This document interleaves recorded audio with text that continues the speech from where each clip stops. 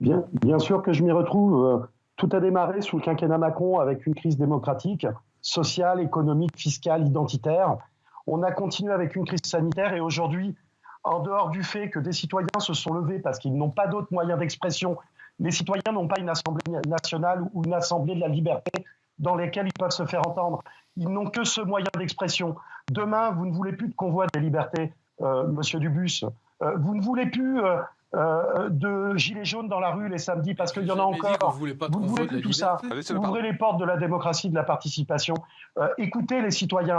Je ne vous parle pas de ceux qui gagnent 15 ou 20 000 euros par mois et pour qui le problème est de savoir s'ils vont pouvoir investir ou pas et défiscaliser. Je vous parle des gens qui travaillent depuis des années, des décennies et qui, au fil des années, ne s'en sortent pas. C'est aujourd'hui ce cri de colère.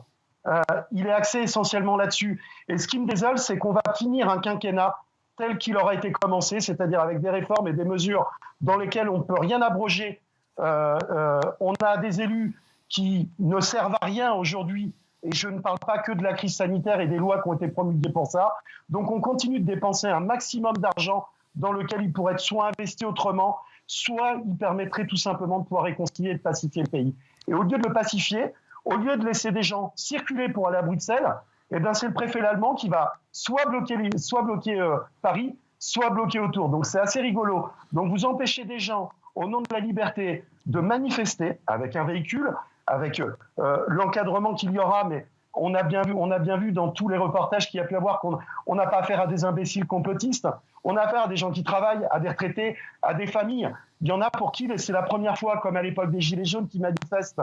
Et les seules réponses que vous avez, au lieu de prendre peut-être une délégation de gens qui ont lancé ce mouvement, de s'asseoir autour de la table, au lieu de nous faire des effets d'annonce il y a 24 heures pour nous dire que le pass vaccinal s'arrêtera fin mars, et on sait très bien pourquoi, ça va être annoncé il y a des mois. Donc aujourd'hui, ça nous fait sourire.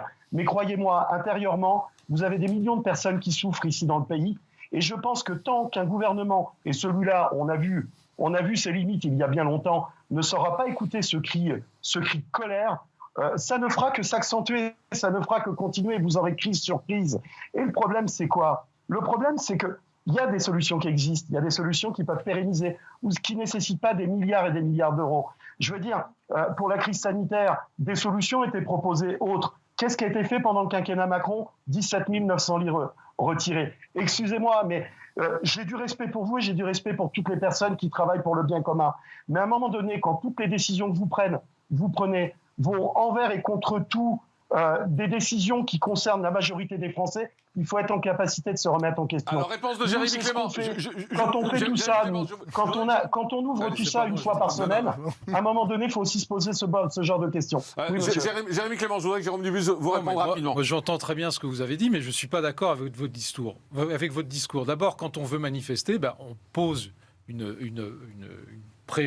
décision qui est examinée par la préfecture et qui vous dit oui ou non. Vous n'avez déposé aucune autorisation de manifestation.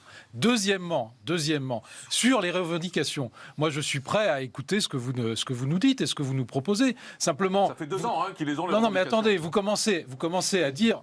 Attendez, le gouvernement ne dit pas que le gouvernement n'a rien fait. Il a mis un plan de soutien du pouvoir d'achat de 17 milliards d'euros. Alors, on peut dire que c'est rien, mais c'est quand même 17 milliards d'euros. Et puis, il y a un point qui nous sépare. Vous nous dites que les élus ne servent à rien.